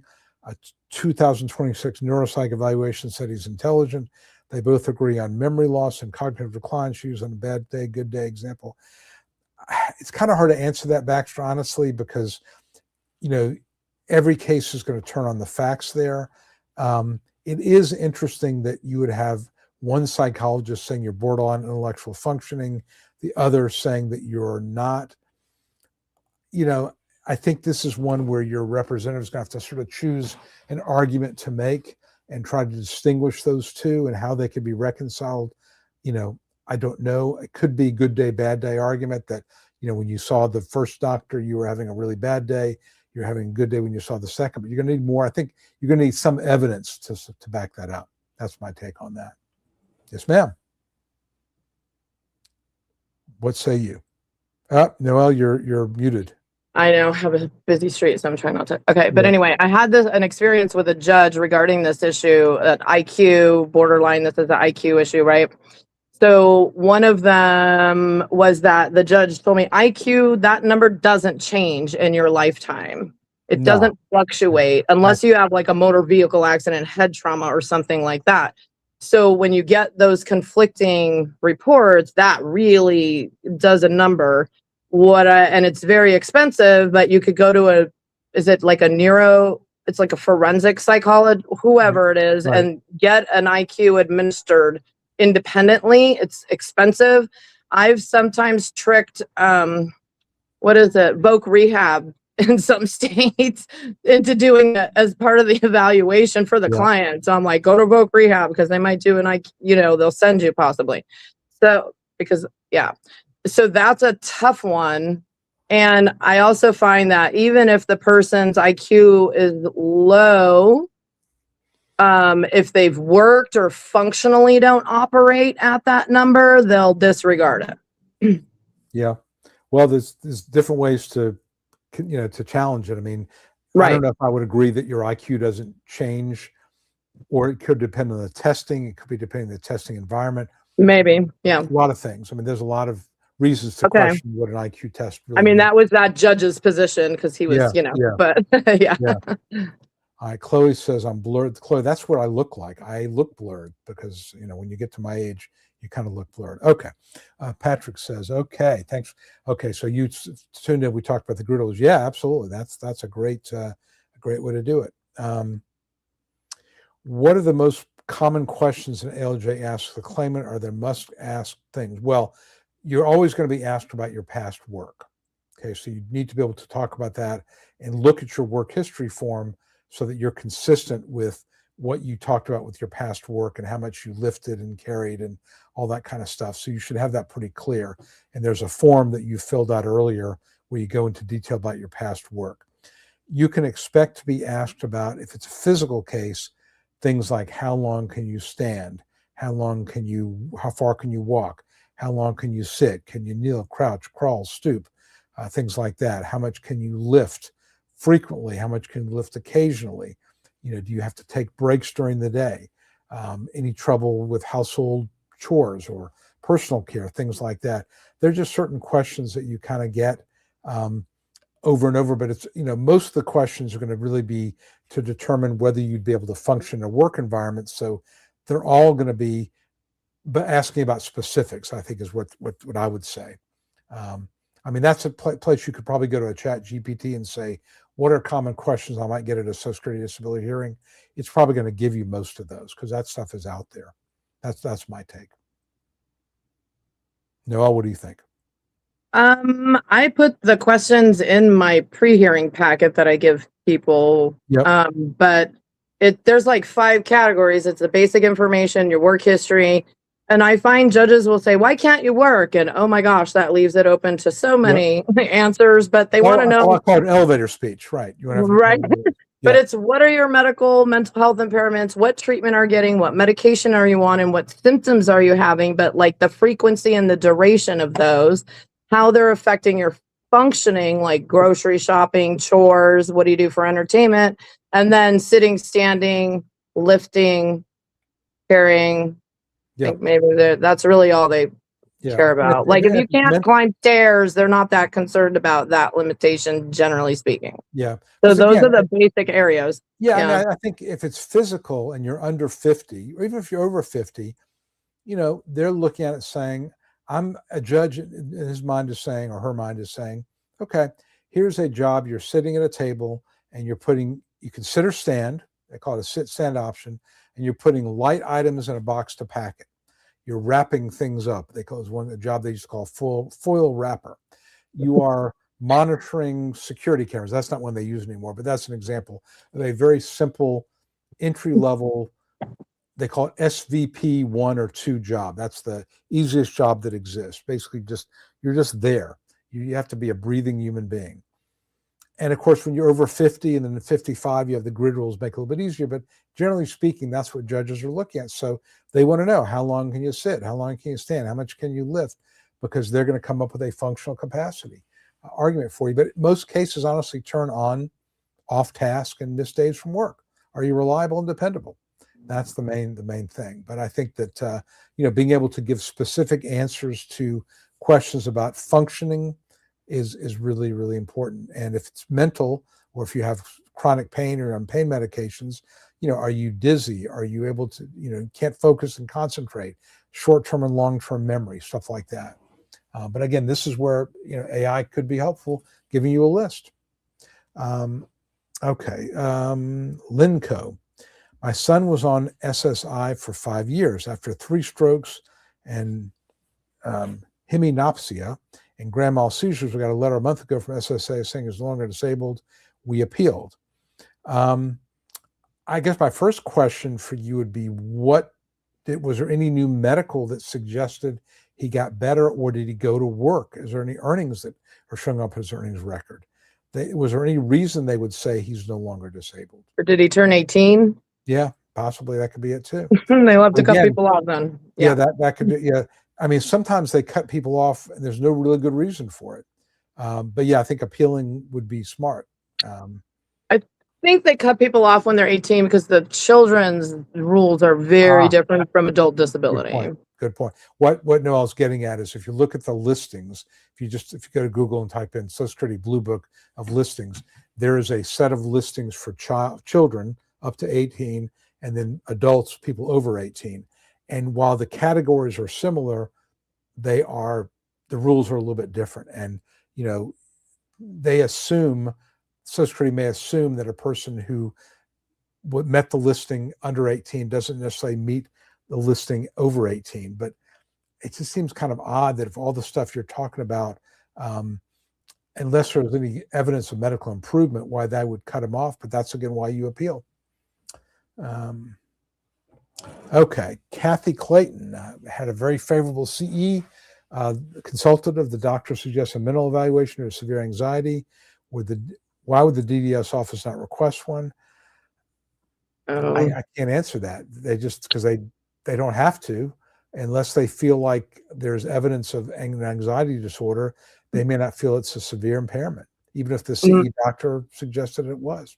And if she's not in treatment and you're not on medication, like that's a factor. But DD, like they can suggest that, but then it's better to go to your doctor and get a mental health report completed by your doctor, and don't let them send you.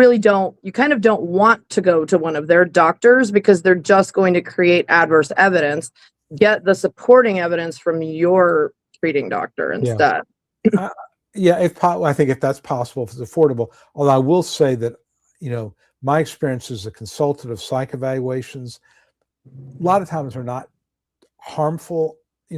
I'd say the physical exams are more likely Yeah. to be a problem than the psych exams, but you have no control over it. You could get a psych evaluator who is, just basically says you got everything's very mild, there's no real problems, and doesn't help you at all. You're always better off having your own doctor. I would definitely. And they don't look at your medical records ever, those Right, they consultative don't. examiners. I mean, they're They- missing, I don't Yeah. know why, but Yeah, Yeah. they won't look at your. I mean, well, the reason why it's real simple is because they don't get paid very much for it. They get paid right. $70 or $80 to do an exam. They're not going to pour through 500 pages of records.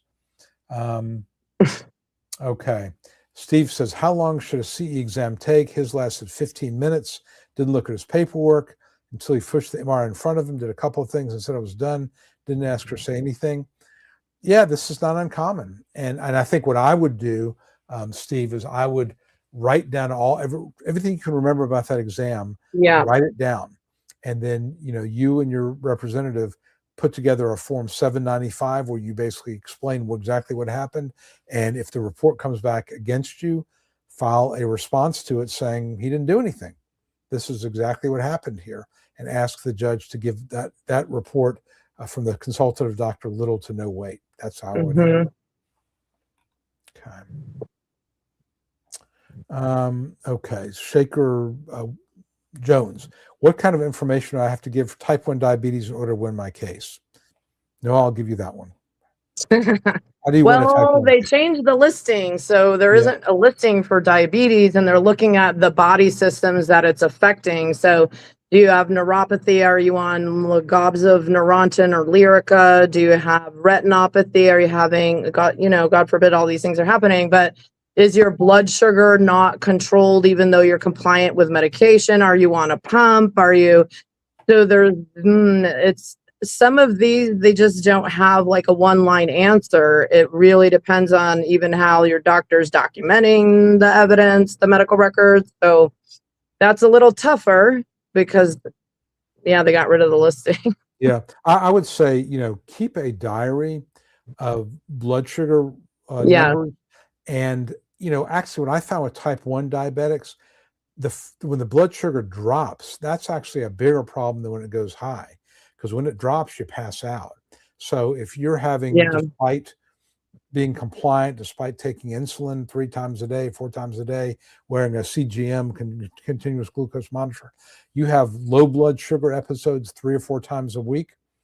That to me is a really important factor because, that is going to make it a real problem to do anything around hazards, where you're going to be in a customer-facing environment.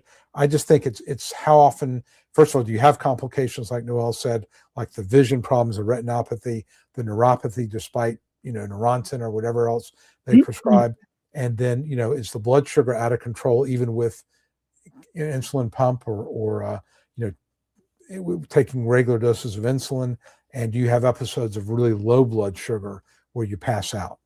And that would be that to me would be the things to look at. But I think having a record, and if you have a CGM, it'll do it automatically, showing the spikes of blood sugar, because when it gets really high, you get real jumpy, you can't really focus and concentrate. When it gets low, you pass out, and it can be a real problem. So that's what I think would help. And I would say the one thing that I find missing in the diabetes cases is when the neuropathy is really bad, but they don't send the person to the neurologist to have the EEG done, because if you can get that objective evidence and it's affecting your hands bilaterally, that really knocks the whole job market out pretty much, if you can prove that. And so that's the line of evidence that I always find is like missing, actually. Yep. Get an EEG if you're on Neurontin and you have severe neuropathy. If you can, absolutely. Yeah. EEG is an objective test, and that's very helpful.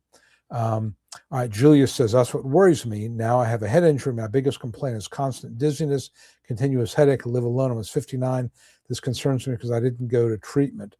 It's a problem if there's no treatment record of it. I mean, again, you can tell a judge about the constant headaches, and quite frankly, there may not be a lot that can be done, but if your family doctor would prescribe prescription medications for for severe headaches, the dizziness, I mean, there's medications that can be done, but it's got to be reported in the medical record. it's not enough for you to go into a hearing and say, I got dizziness and headaches. You got to have it in the medical record. And even for the Yeah. doctor, there's nothing we can do for you. Headaches are the one that people need to keep a log also because they treat it like seizures in regard to the frequency. So they're looking at the frequency and the duration of your headaches. You need to contemporaneously document that. Like just get a monthly calendar and mark it and put the numbers on it and you screenshot that to your rep and you send. It's very hard for a judge to say, no, that's not happening when you're keeping a record of it for the last year, But right? We can tell if you used a different pen and you didn't we can tell. Yeah. And the other thing is that did she say she had a head injury though? She said she had head injury. Yeah. Okay, so if it's traumatic brain injury, there was a medical expert that testified in a case one time and said, and this was maybe 8 years ago where they did the CT. I think a CT is the gold standard to get shearing on a head case. And that expert said, just because you don't see it doesn't mean it's not there. It's that the medical technology has not gotten good enough to see it. And in the last year or two, the technology has gotten sophisticated enough to detect the shearing. So if you go and get that done, they may find that if it didn't happen overnight, I mean, there's no treatment for a TBI. So right? Like you might be able to make a case out of it actually, in my opinion. But you got to get the medical treatment. You can't not go to the doctor. And, look, the fact that you live alone, are you having trouble with your daily activities, with paying your bills, with remembering to, pay the light bill, things like that. I think a diary would be helpful here. But that's going to make it a little more difficult if you're living by yourself and functioning okay, and you're not getting treatment for it. Again, what we said before, if it's not being treated for Social Security purposes, it doesn't exist. So, there may be other things there. I think there are, but that would be what I would say. Okay, Hawk asked this: is it permissible to have and refer to my e-notes during my hearing? Especially, yes, absolutely. I mean, don't read from it. I think I would tell you, don't just read something out of I've had people just read word for word a statement. I don't think judges want to hear that, but you can have copy points to make sure you cover everything. I mean, I do. That's what I have a 3-monitor setup here, and I'm going through, and I got my brief on one panel, like the exhibit file on the other, and I got my notes on the other, and I'm going through to make sure I ask all the questions I wanted to ask. So absolutely. Okay. Corvette, 2026 Corvette, we'll just call it that, was approved for SSD on September of 24. When will my CDR come due? I don't see anything award letter. If you don't see anything on there, I mean, it's coded someplace. I would just continue to go to the doctor, continue to get treatment, be compliant with the treatment. You can't control when they send you a CDR, but assuming nothing has gotten better and you're continuing to go to the doctor, you should be fine. I think where they're going after are the younger people 35 and under, and people with mental health conditions. That's where the CDRs are being focused, in my understanding. Okay. Info only. I have a disability hearing from a judge soon. If it would be denied, would I be able to get SSI if my spouse passes away? I have no other form of income. Well, realize the standard for disability and SSI are the same. It's defined as being unable to engage in substantial gainful activity because of a medically documented condition that has lasted or expected to last 12 consecutive months or result in death. So SSI and SSDI are the same definition of disability. So if you're denied by the judge for SSDI, you're not going to qualify for SSI. The difference is SSI is a means-tested program, whereas SSDI is based on earnings paid in, or if you're a widow and somebody else's earnings record. So if you're denied, that's a problem for both SSDI and SSI. Okay, William Adams, good evening. You're my client for over a year. The first time you've seen me live. Well, I'm here every week, and I am live, so I'm not an AI creation, William. That's a good thing. Somebody said I look fuzzy before, so maybe I am. Who knows? I'm not going to tell you if I'm AI though. Okay. Had your CE last week. Well, I wonder how it went. How did it go? And let me see. In fact, I can tell you live and in person, if we got the report in. Let's take a look here. There's your file. And let's see if the consultative report has come in yet. I see the reminder. I would say most of those CE reports they're either very neutral or not helpful, but the judges also kind of know how the CEs go. I mean, they're not resistant to ignoring that opinion, I find also. So, William, I'm looking at your file right now, and I don't see the CE report has come in yet. So, in fact, it has definitely not come in yet. So I do see the appointment reminder.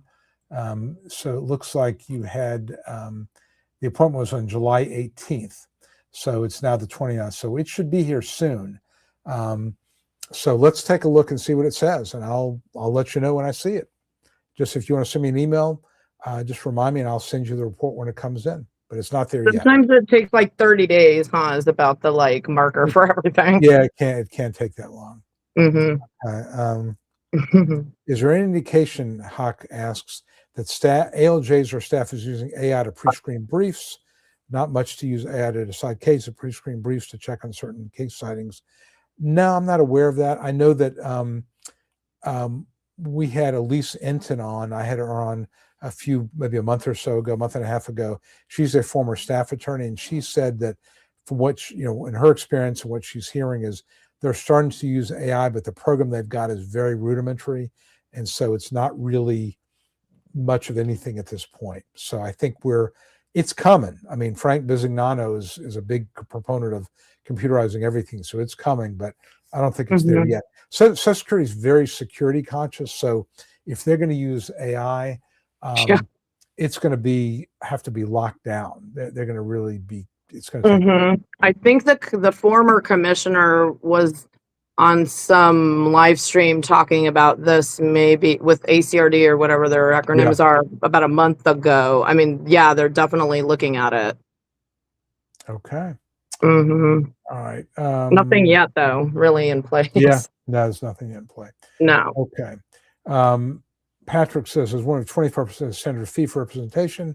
Yeah, I mean, there's something called a fee agreement, and you can do a fee petition. Fee agreements where Social Security basically says you can do a case on a contingency fee, and 25% is what they allow. So that is pretty standard. A fee petition, an attorney can ask for more if there's more work done, but most people don't want to mess with them because there's such a long, drawn-out process. I just had a conversation with a lawyer today. He's like, "I'll just let the fee go. I hate doing them so much."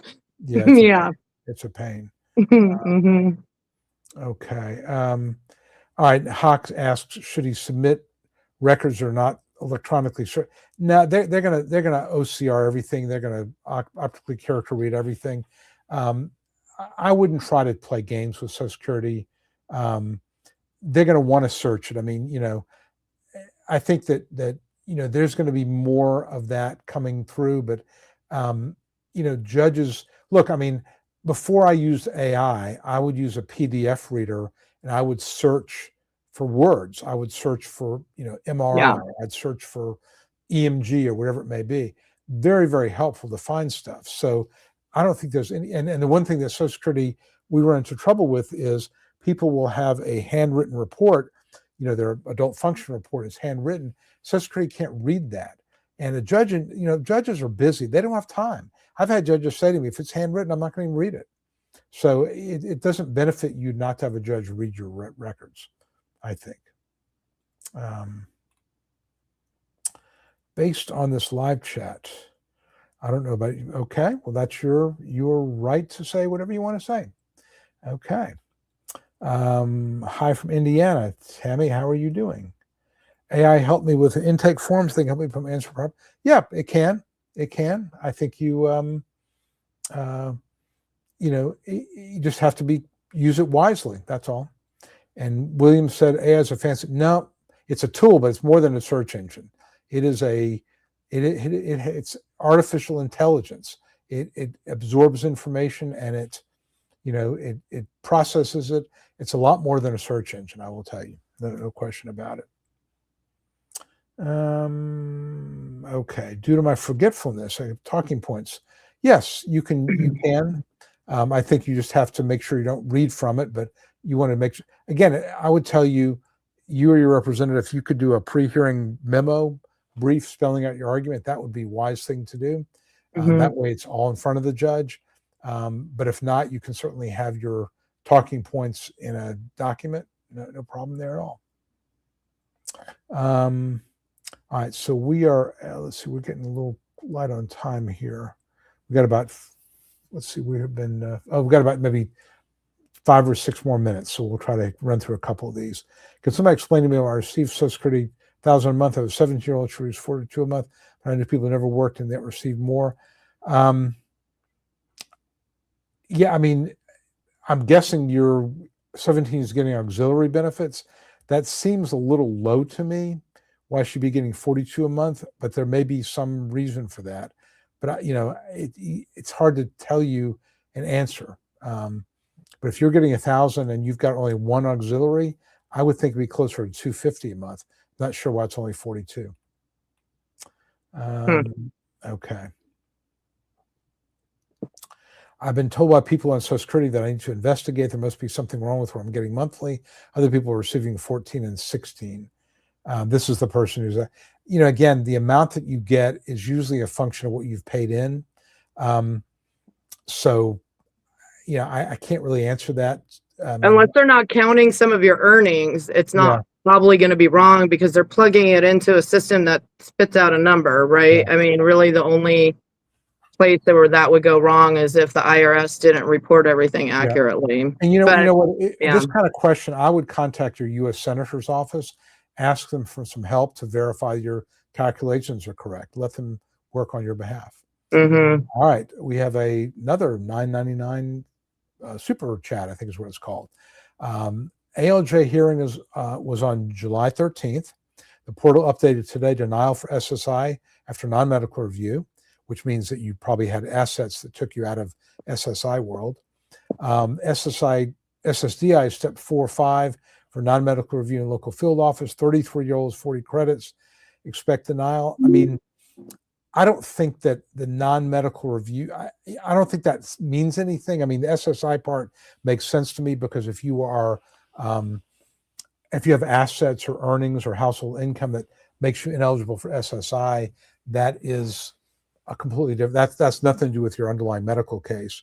The non-medical review, basically, are you have any earnings after onset, things like that. I would just wait till you get the decision. Now, anybody who's 33 years old, I know I said this at the beginning and I'll reiterate it, your evidence needs to be like way up here.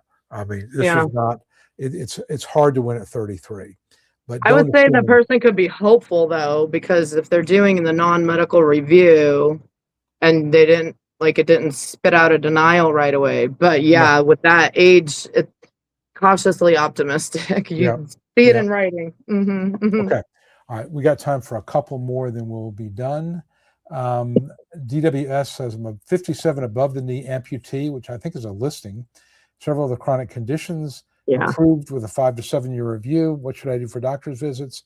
I don't know that there's much you can do. I mean, you're getting medications for, you said, for thyroid and phantom pain and so forth, but they're not going to expect that your legs are going to grow back. So I think that, if you're listing level because you had a leg amputated, there's probably not a whole lot you need to do other than just, go to the doctor for your regular prescription refills.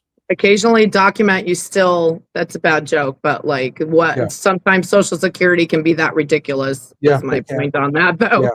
And if you've tried like a prosthetic and it has not been successful or very painful, make note of that. But although I don't think even a prosthetic would put you in a review category, because that's still, you're still listing level. That's kind of a long time for a review. Isn't CDR like 3 years? Like, they really set it out though, and then they don't have time to do that, so they may never review it, actually. A 7-year review almost probably not going to get reviewed. Right. Okay, we're going to do 2 more of these and we'll be done. There's an ALJ, John Sky one, is an ALJ changing the AOD, the onset date, Mm-hmm. have to be medically credible, not just grid rule turning 50. In theory, yes. I mean, the ALJs are under a lot of pressure to limit their approvals because of the trust fund running out of money. But a decision about whether somebody is at light or sedentary is kind of within the discretion of the judge. So the judge may have found you're limited to light work. You may disagree with them, but at 55, you meet the grid, and the judge may decide that's what I'm going to do. Are there judges who, are trying to limit what they pay out? Yeah. And there are judges who are going to say, well, sedentary is a real push, but I could live with light. That may be what happened there. Okay. This is going to be our last one. Let's see. Ask me or my attorney any questions, just repeat a question with the V, then hung up. Any experience with that? So I think what Vinny is saying is the judge did not ask the attorney any questions, just repeated a few questions with the VE, then hung up. So I guess what he's getting at is we've all had judges that don't say anything. Basically, they start the case, counsel, present your case. I don't know if you ever had anything like that. I've had a few. Those are hard to read. Honestly, they're hard to know what the judge is thinking. I remember there was a judge here in Atlanta when we would do live hearings, and he was known for, you walk in, nice guy, pleasant, and I shouldn't say, he was, didn't say enough to know he was a nice guy, pleasant, just say, we're here for your hearing, counsel, present your case. Never said a word. He approved some, he denied some, very hard to know what he's thinking. So, the questions to the VE a lot of times will give you some idea what the judge is thinking. If he asks one question and it's not work preclusive, that's not a good sign, but you just don't know. So anyway, all right, we are in Bala, who's one of my clients. Good to see you here. Okay, we're going to go ahead and end it. We're at 2 hours now. Noel, I appreciate it. I know we had a little technical glitch at the beginning, but it's been good for the last hour plus. I appreciate that. Any words in closing, words of encouragement, words of wisdom for those folks who are pursuing disability, obviously, other than don't give up and focus on objective evidence and listen to your representative, all those kind of nice things. Anything else comes to mind that you'd like people to know about? I think we covered a lot. Yeah. So yeah, my apologies for the technical. We'll get better at it. But it happens. I appreciate you having me on. Thank you so much. It was are you still doing hearing work, or mostly working with other reps, or what are you doing? Or I know you're doing, tell us a little about what you're doing. I know you're doing some of the AI consulting. We'll talk about that another time, but tell me about what you're doing, just if somebody wants to reach out, how they'd find you. Okay. Yeah. So you can connect with me if you have a Social Security case through Professional Advocates with an S Inc. That's the website address also. My name's Noel Anschutz is the last name. And yeah, I'm still doing hearings. I think it's important for me to stay active, and it's because you need to use your skills, or they kind of get a little rusty maybe, but integrating everything I know and trying to educate people about artificial intelligence and see how we can use it in a responsible manner, and also to keep the person signing the document, the representative who's responsible for making the professional decision. AI needs to help that person do that easier, not for it to be harder for the person. So we're just at a crossroads with AI, and everybody's trying to figure it out. And I think we're all doing our best. Yeah, no, it's an exciting technology. It's really been very stimulating, for me, just to learn how it works and to use it. But you're right. And I think, the point you make is by, when you continue to be active, it's hard to do this in a vacuum. You have to do it in the context of cases. And I know, like, I've seen some folks out there who are promoting AI services who've never done this. And the things they focus on as being important aren't really that important to me. There are certain things that I know are going to be important to saving me time and increasing my effectiveness. Certain things are just not. And so, you got to, if you know what works and you know what you need, you're going to make better use of the technology. But we are in very exciting times. Just the pace of change is unbelievable. I listen to podcasts about AI, And just some of the stuff that's going on now is just mind blowing. And it really is very interesting to see. I have no doubt. I mean, I'll just give you my prediction.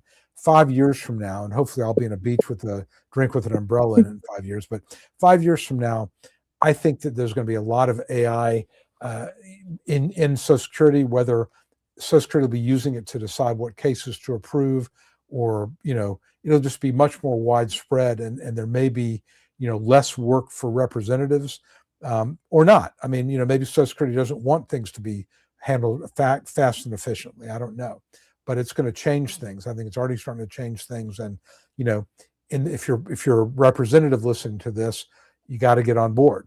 And if you're a claimant, be aware that this is something that, is out there, and, you can't ignore it, because it's going to be used, and it's another tool, but I think it's a legitimate tool and can be very, very effective when used properly. So, all right, we're going to wrap it for today. I appreciate, Noel. Thank you for your time very much. Thank you. And we'll be talking again about we're going to do a podcast episode about the AI more particularly.